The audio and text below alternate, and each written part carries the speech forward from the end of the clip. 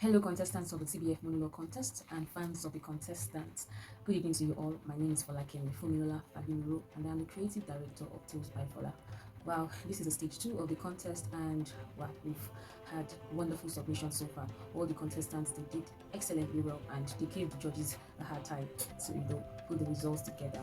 Part of the benefits of being a part of this contest is that you get free acting tips. They tell you how to be better and what you should have done to improve your performance while you're delivering your task.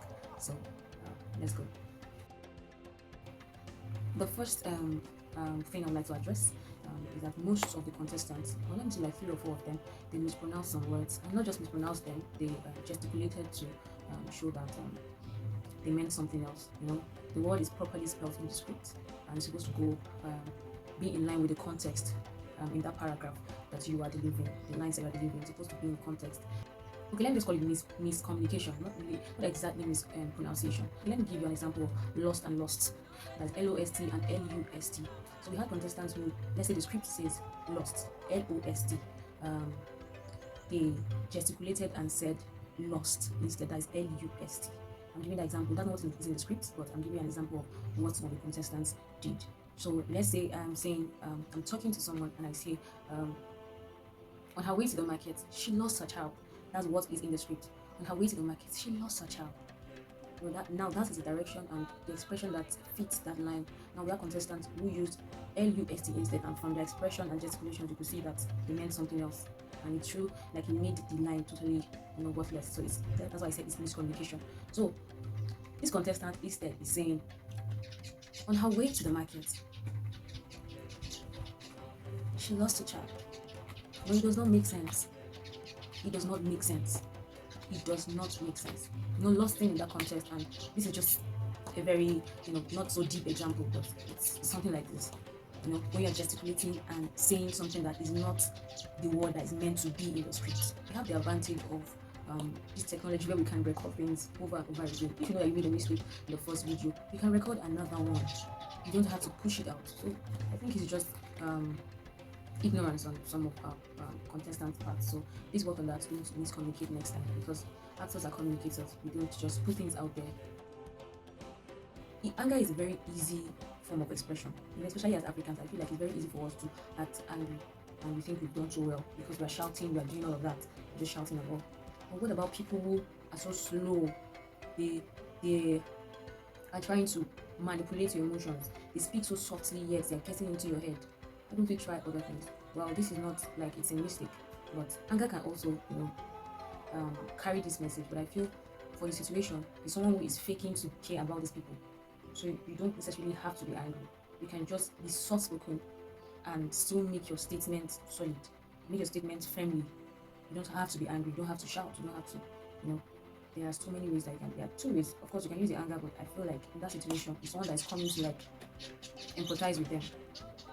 Most people can be angry in that situation too. But I feel like there are other ways. Most of the contestants, you guys took the easiest route, which is anger. It's fine and good. It's not so bad, but that is not the best form of expression that suits that situation. I hope you understand that. Whew. Then we also have contestants who were breaking their lines.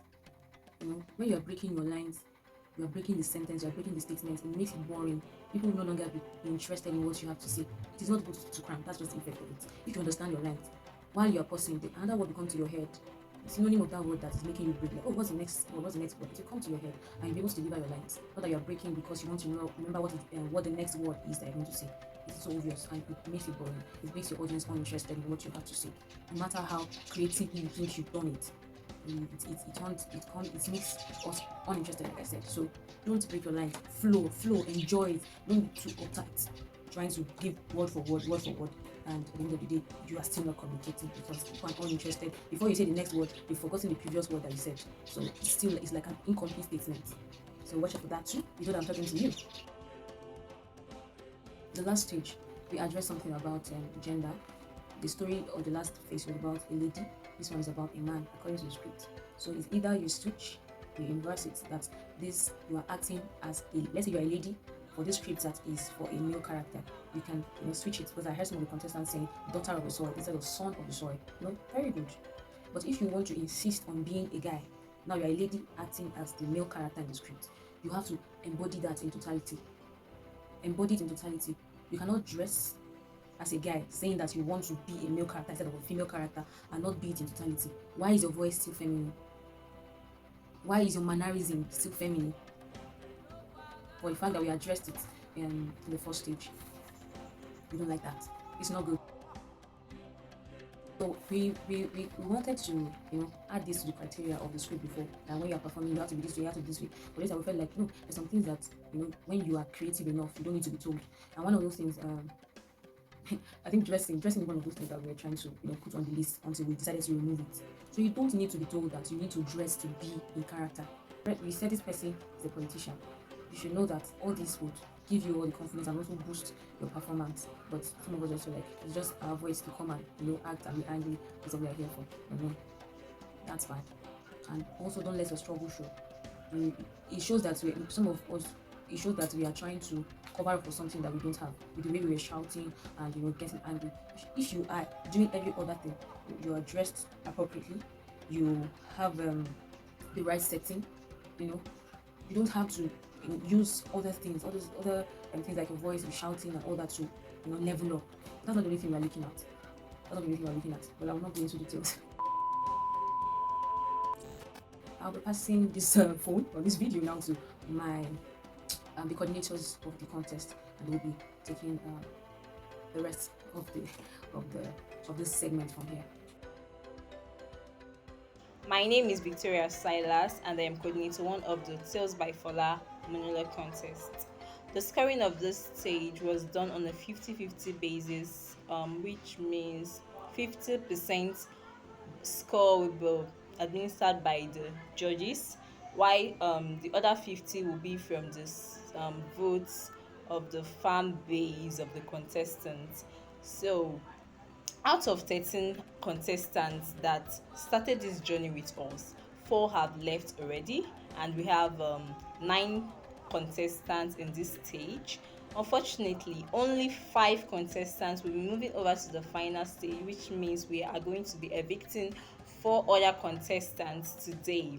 A chart will be displayed on your screen showing the votes from the fan base of the contestants, the other 50% votes from the judges, and a total of each vote for each of the contestants.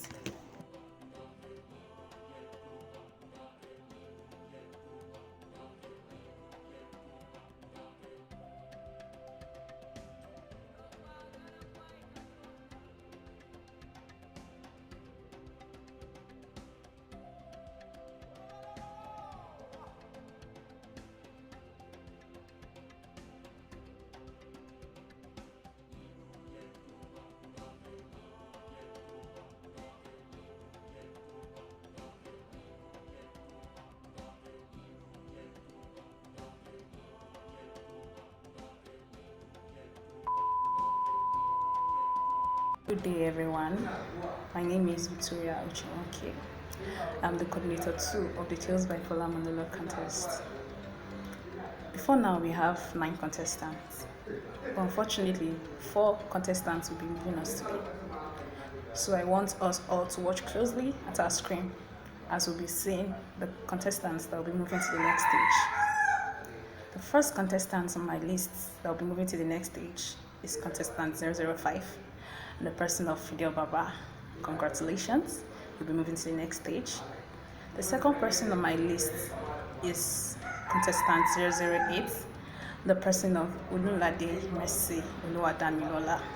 Congratulations, you'll be moving to the next stage. The third person on my list is contestant 010, the person of Adenuga Olajomo. Congratulations, you'll be moving to the next stage.